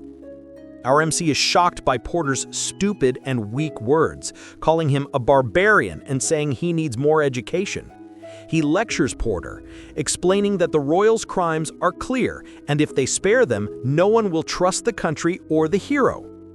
He reiterates that the queen is a Satan worshiper and the princes sold the country to the demons. He points at a dejected Porter, stating that the citizens know they betrayed the holy bloodline and the country. He declares them traitors and orders their execution according to the kingdom's laws, asking Porter if he understands. With that, Porter replies, "I understand," as a blade is swung towards her. The queen is executed as her children cry out for their mother. The hero orders the princes to be finished off as well. Porter earns experience points. Our guy watching the executions sarcastically hopes the princes don't fight in hell and listen to their mother. Meanwhile, he reflects that since they were denounced as Satan worshippers, no one complained about their execution. Since the royal family was facing judgment, no one would complain about judging other evil, useless noblemen. Everyone was just waiting for Porter's act of justice, and the eviler the nobleman, the higher the experience points Porter earned. Porter's status window appears, showing he is now a level 325 judge. Our MC explains that the former slave, with the help of a hero with 10 years of experience, has transformed into the appearance of a fine hero. Porter, shocked, calls out to the hero, who cheerfully tells him that he now needs a perfect wife. And so he clarifies that he is going to make Porter the king, the real king, who will bring peace and stability to the kingdom instead of the arrogant jerk who looks like a dumpling. Flashback. The dumpling king crying over the death of his queen and successors, as our MC explains that the king became useless after they executed the queen instead of just locking her up. He recalls that the king had planned to clear things up by fabricating a story of the queen being murdered by a demon in the underground dungeon, which would also be a way to protect the princes. However, he thinks about how the biggest problem from the first round were the princes, and questions why he should leave those filthy trashes when he has to purify the kingdom. The king calls the hero a devil, but our guy explains that now it's the final stage of bringing a new guardian to the purified kingdom. Suddenly, wedding bells ring as the hero tells a gloomy Porter to smile as it's his special day. Porter nervously asks if it will really be all right. The hero reassures him, saying he is more than enough for a husband. A beautiful princess in a wedding dress is shown, as Porter expresses his hesitation about marrying her, given that he murdered her family members.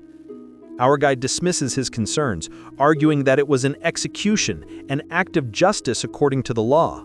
He adds that her mother and brothers are still alive in his heart as experience points. He explains that the princess can't escape the disgrace of being the daughter of a Satan worshiper, even though she did nothing wrong, except for her teddy bear underwear. He encourages Porter to trust him and have confidence. A terrified Porter thinks to himself, "I might be poisoned on the first night." The news of the hero's grand purification spread all over the continent. A nobleman prays for the hero's everlasting victory. Soon after, an envoy from the Empire presents the hero with a gift, hoping it would help in the Demon King's subjugation. The hero puts on a humble act, saying, "You really didn't have to prepare such a gift. Now I almost feel guilty." However, he states that the spotlight should be on Porter and the princess, not him. He kicks a pile of treasure, thinking he should visit the Empire sometime to thank them for their sincerity. The envoy panics, saying he doesn't need to bother visiting. He explains that there is nothing problematic in the Empire, the crime rates are low, and the citizens are living happily. Then, another envoy presents a gift of magical armor, hoping it will help the hero defeat the Demon King. A third envoy mentions that their princess is unmarried, but clarifies that they have no intention of making the hero their son-in-law. In fact, envoys from other kingdoms make similar excuses, all trying to prevent the hero from visiting their countries. Our guy, surrounded by a mountain of gold and treasure, thinks, "Geez, I didn't start it because of this." He rolls around in the gold, wondering why everyone has so much to feel guilty about. Meanwhile, Lenouvel watches him, sighing that he seems to be enjoying himself, but thinks it's better than him being depressed. The hero asks Lenouvel what she's upset about. She explains that the ancient heroes were reverent and stood aloof towards wealth. The hero agrees that ancient heroes can't stack up wealth and leave when they finish their duty. Still, he tries to cheer himself up, but notes that there aren't many gifts that can actually help him. He dismisses the master's magical armor due to his high endurance and recovery skills, and considers the Endyminion's sword to be enough of a weapon. He looks at a pair of wonder drugs of increasing experience, acknowledging their sincerity, but noting he would only use them if his level were around 300. He decides he needs to find a place to get rid of them. Suddenly, a trembling Porter appears, his status window indicating he is worried, nervous. Our guy exclaims, "Here it is."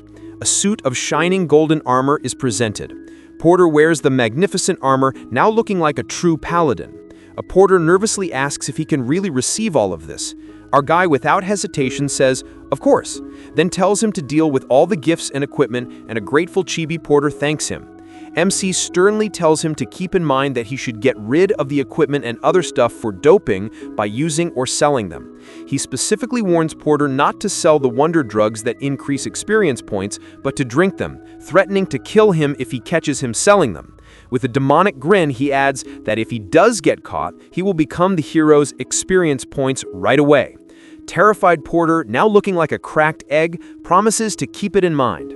Our guy smirks, declaring that the free service is over and that he has settled his debt towards the kingdom. Therefore, he thinks that if Porter is equipped with the advanced equipment and uses the wonder drugs, he can fill in for Alex's place. He concludes that since he has cleaned up the kingdom's trash, the security will be all right, and there is nothing left for him to do here.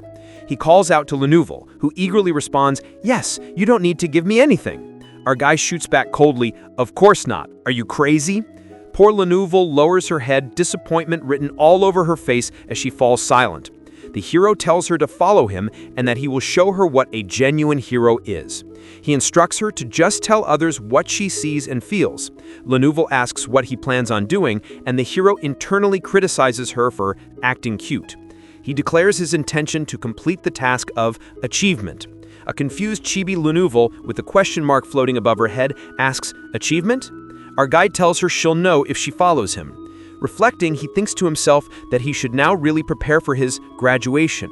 As he recalls the various achievements he piled up in the first round, finding missing cats, harvesting crops for an elderly person, wondering if he's a hero or a farmer, then delivering a love letter for a shy man, questioning if helping a stalker is part of a hero's job, he reflects on how he did all these deeds that no one noticed and weren't worth any money, and how it's wrong to wrap it up with the word self-satisfaction.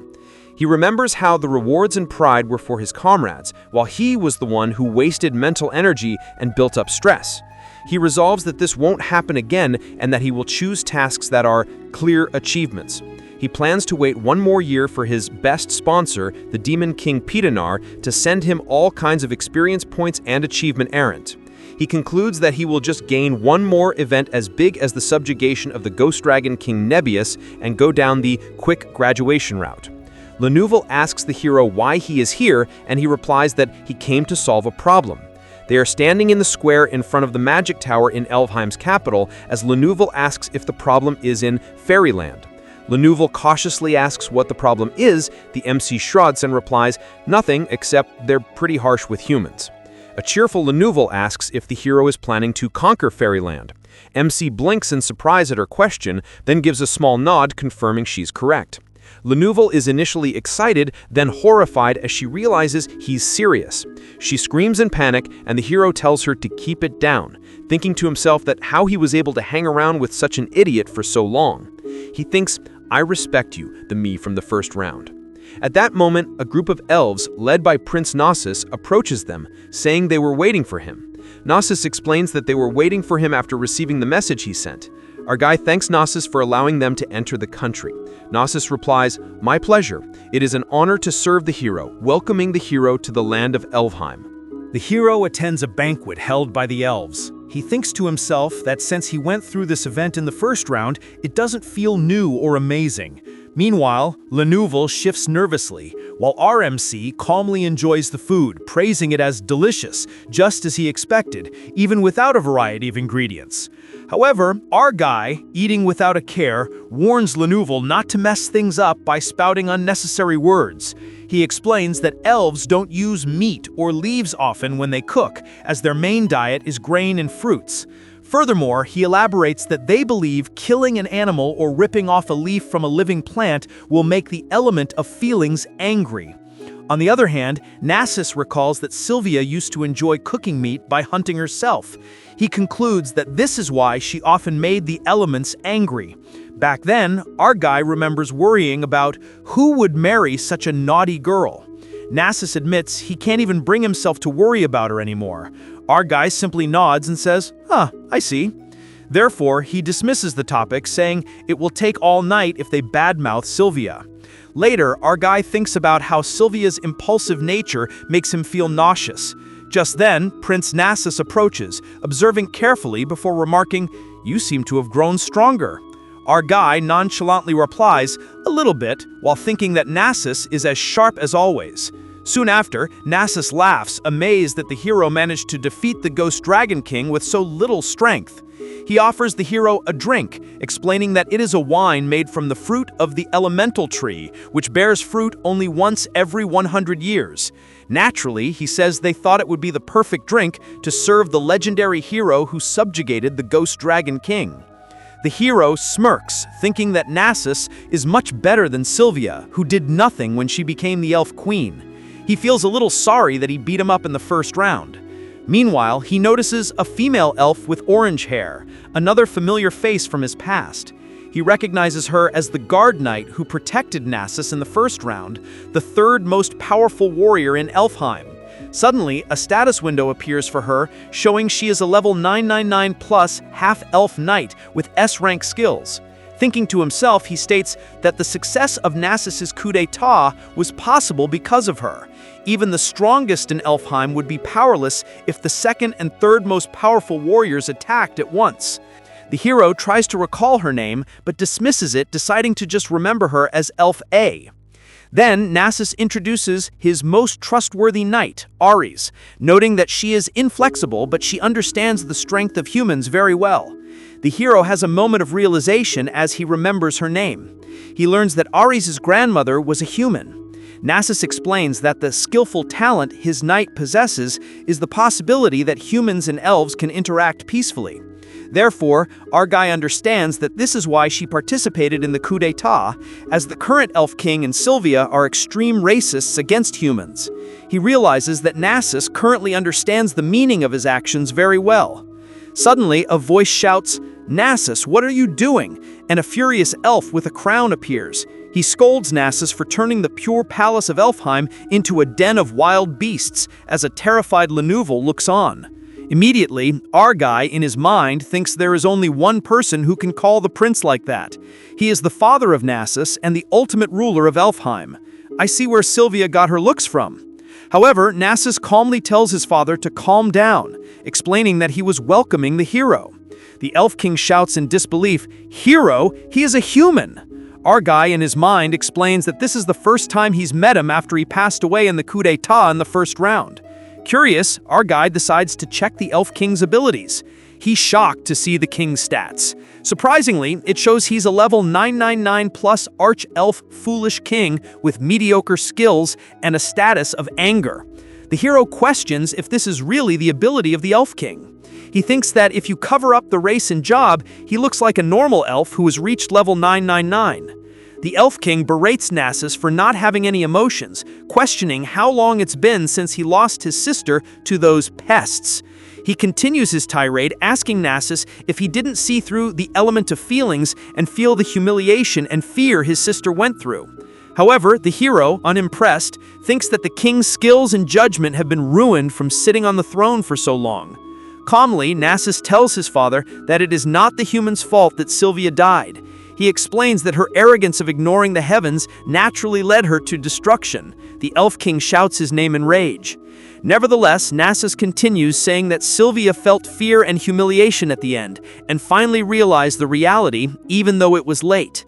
He concludes that as her brother, the fact that she had grown a bit at the end makes him happy. At that moment, the Elf King's eye fills with a mixture of grief and anger. The Elf King, engulfed in a fiery aura, declares that Nasus is not his child. He prepares to attack, shouting about the pests that Nasus invited. He calls Nasus a filth that should be disposed from my kingdom. But suddenly, mid-sentence, he's infiltrated by a sword. He looks down in shock at the blade protruding from his chest. He slowly turns to see that his attacker was our guy. A fiery elemental in the shape of a dragon dissipates. The Elf King's body falls to the ground. With a sly grin, Nasus smirks, our MC saying, "Oops, my hand slipped." A flashback. Prince Nasus murdering his father, the Elf King, in a coup d'etat. He stands over his father's body, having taken the throne for himself. He tells his deceased father not to worry about the future of the elves and to rest in peace. He places the crown on his own head when suddenly Ares calls out to him. Nasus smiles at Ares, looks at him with a mixture of shock and determination. Ares kneels before him, greeting him as his majesty and wishing for the eternal glory of Elfheim. Nasus tells her to rise. Thus begins the era of the new Elf King's eternal dictatorship, which ended in 100 days with the intervention of the hero and his comrades. A stone statue of a face is shown as a voice says, "Empty. I feel empty." Sylvia and Argai stand before the stone-faced being as the stone pleads for it to free him from this grudge, telling him to be careful of the asshole Nasus and that he should have noticed he was being nice to the humans. MC thinks to himself that everyone who had old and long connections with the Elf King criticized the coup d'etat. Likewise, it was the same for rulers in the human world who felt guilty. In the end, Nasus and his party were stuck in Fantasia and fought against the hero who had the support of other countries. The scene shifts to the present. Meanwhile, news spreads all over the kingdom that the Elf King is dead and was killed by the hero. The king's advisors panic, realizing that the monster hero has finally shown his true face.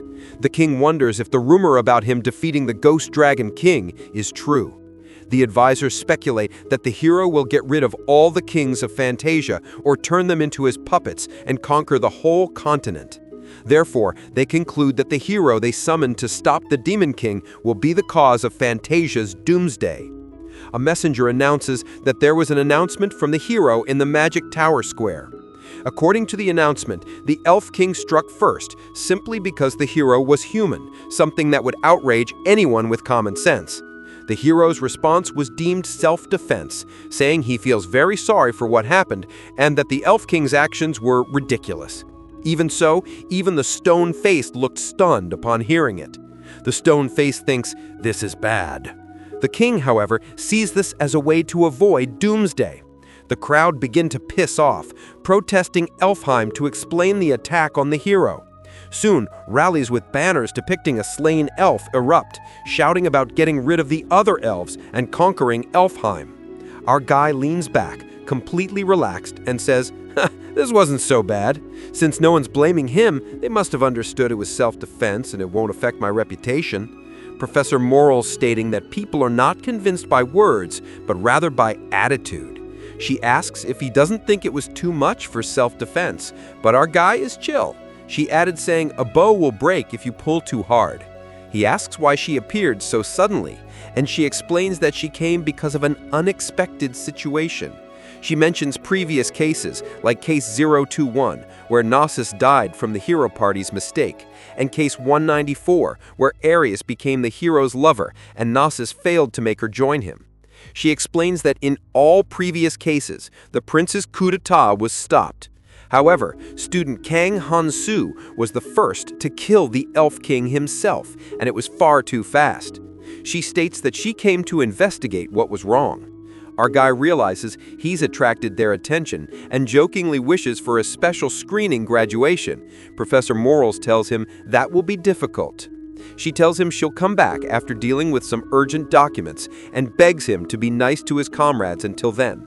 Our guide cheerfully agrees, saying he only has 2 comrades. Professor Morals got mad and clarifies that she meant all his comrades, including the old comrades. Our guy watches her leave, cursing the damned lecturer. He wonders what her problem is, thinking that he made Porter strong enough to take over Alex's role, so there's no problem. He sighs, not understanding why this is worth such a fuss. But then Ares points out that it's obvious humans would make a fuss. Ares holds a gift box, explaining that the hero, the humanity's hope, has been attacked for being a human. She presents the gift from the new Elf King, Gnosis.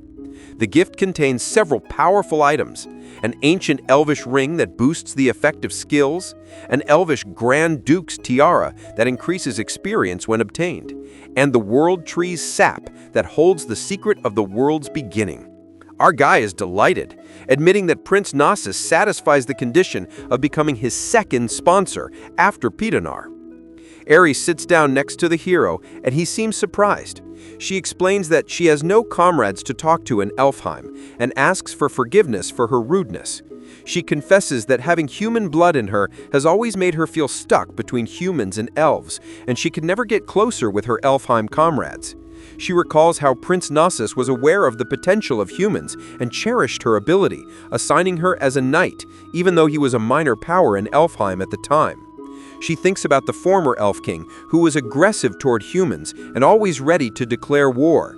She confesses that when she saw the Endymion slip out of her hands and pierce the Elf King's heart, she had a disgraceful and evil thought: "Now I am free from worrying about war." She tells our guy that this human invasion feels like a punishment for having such disgraceful thoughts. MC asks, what does she mean by invasion? And why is she worried when she has the merciful hero name? After all, there's no way he would miss the opportunity of increasing his reputation and achievement points. The scene is set in the Elfheim Palace meeting hall. Our guy addresses the delegations from each country, telling them not to wave those kinds of things around, referring to anti-elf protest signs.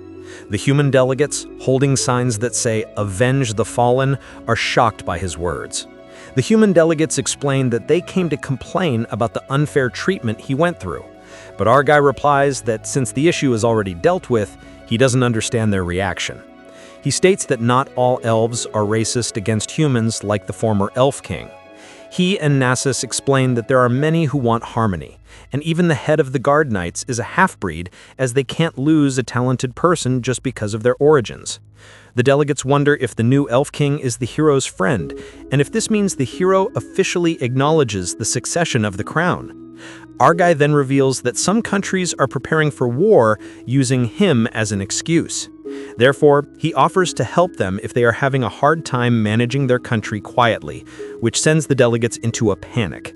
They quickly backpedal, insisting the hero should let them handle their own problems, before suddenly shouting in unison, "Hooray for peace between humans and elves!"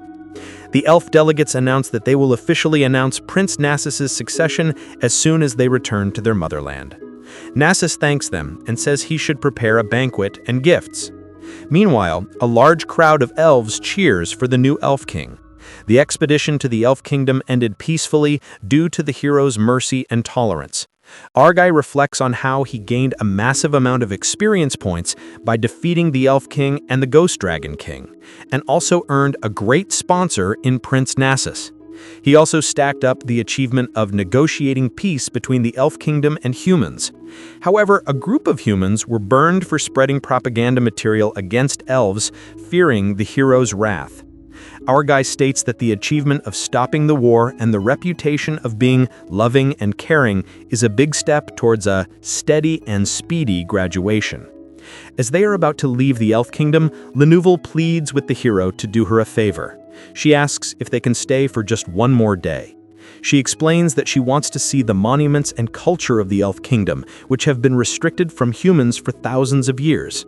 She excitedly talks about the ancient traces that have already disappeared in the human world and begs for just one more day to research and record them.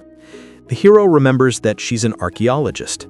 Lenouvel begs our MC for one more day. At first, our guy replies that he understands what she means, and Lenouvel is grateful, calling him Hero-nym. But suddenly, he then bluntly states, "I will never allow it." A pouting chibi Lenouvel calls the hero mean, but our guy thinks about how his reputation and achievement should have reached A rank by now, and that it is now time to graduate. Back in the castle, a former king cries over her baby as a king laments that he has no power and apologizes to the princess, explaining that the king's life and their lives depend on this marriage. The Dumbling King discusses the news of the monster hero defeating the Elf King and the Ghost Dragon King, stating that their kingdom and the world of Fantasia cannot fight back against this crisis.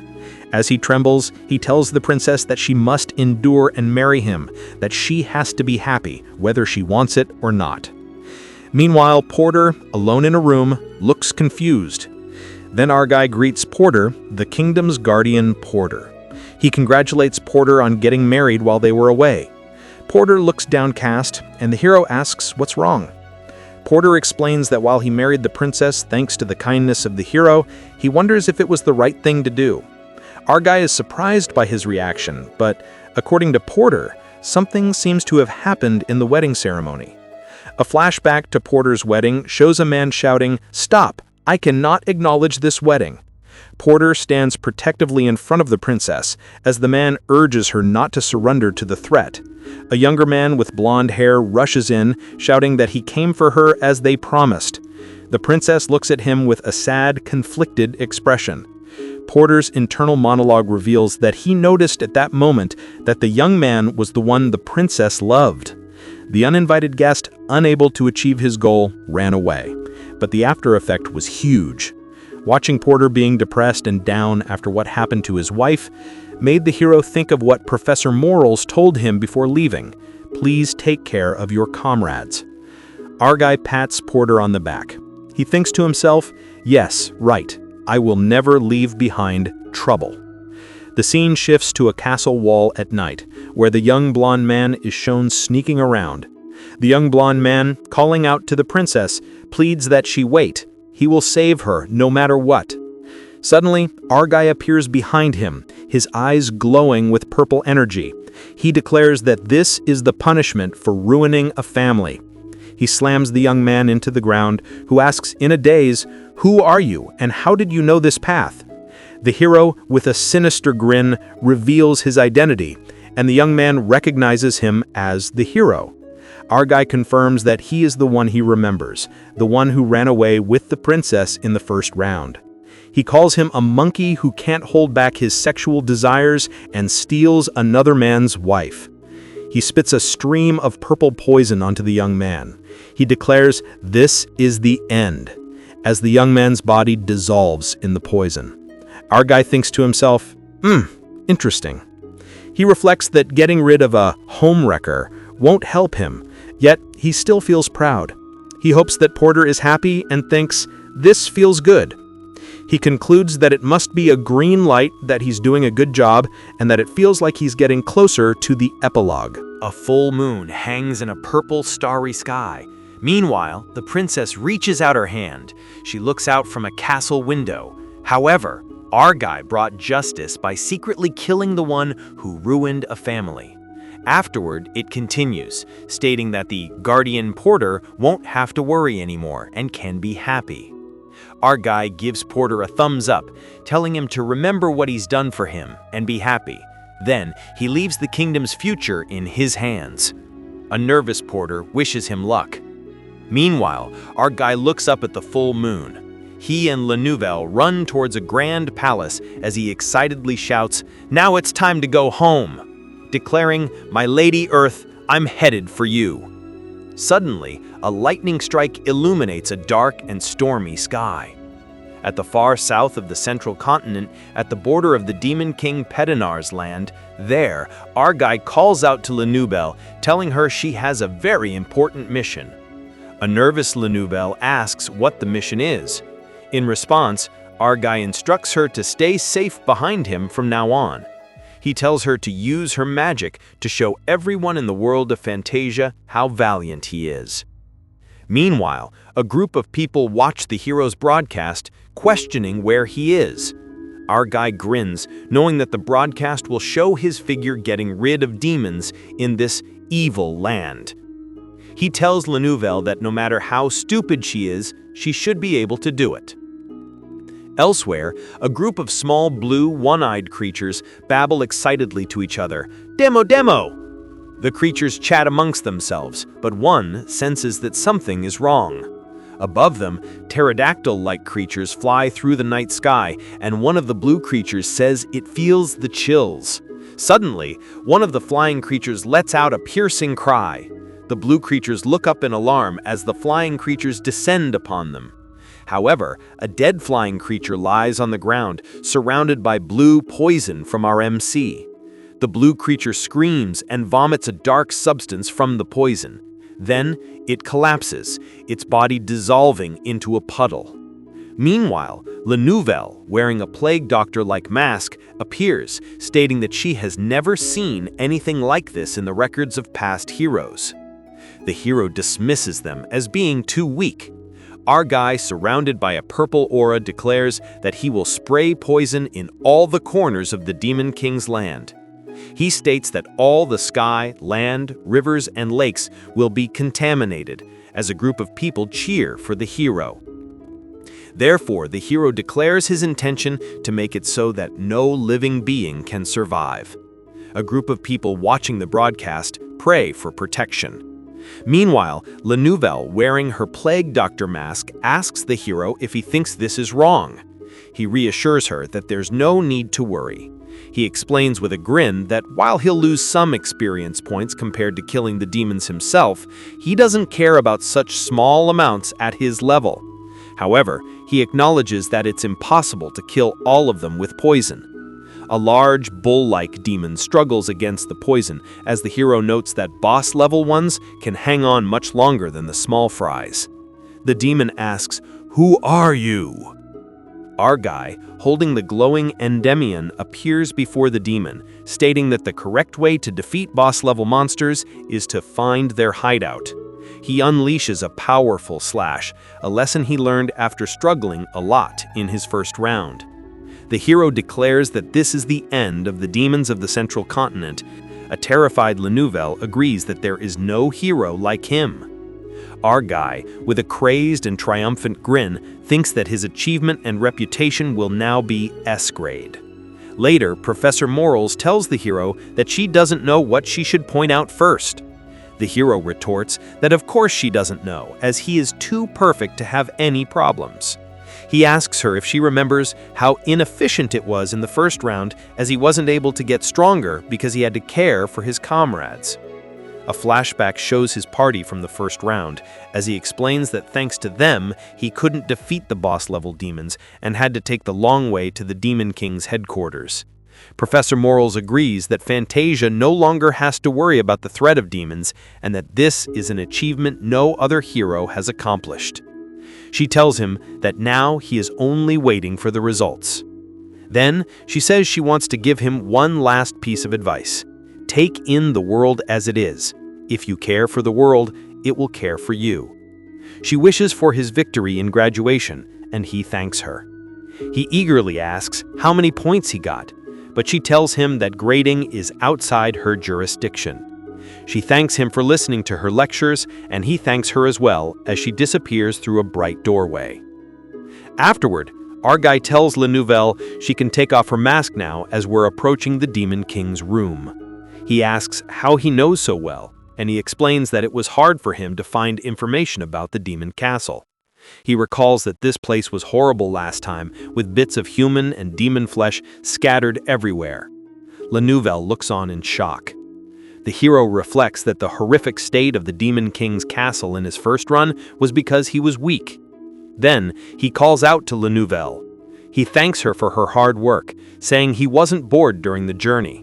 He tells her to meet a rich guy, have a child who is not like her, and be happy, which she seems to take as an indirect criticism. He tells her he is going in alone and warns her that he will kill her if she ruins his reputation points by dying from peeking. A worried La Nouvelle tells him to be careful, and he agrees. He grins, thinking that everything is perfect compared to his first run. His fighting skills are a bit weak, but still, he can defeat the Demon King. He thinks about how all of Fantasia is praising his achievements, thanks to La Nouvelle's reporting. He stands before the Demon King's throne room, confident that his reputation and achievement requirements are cleared, and his character won't be a problem. He kicks open the door, shouting, "Demon King Pedinar, why are you so quiet when a guest is here?" He declares that there is no reason not to be able to graduate if he defeats the Demon King right now, and tells him to come here and prepare for a beating.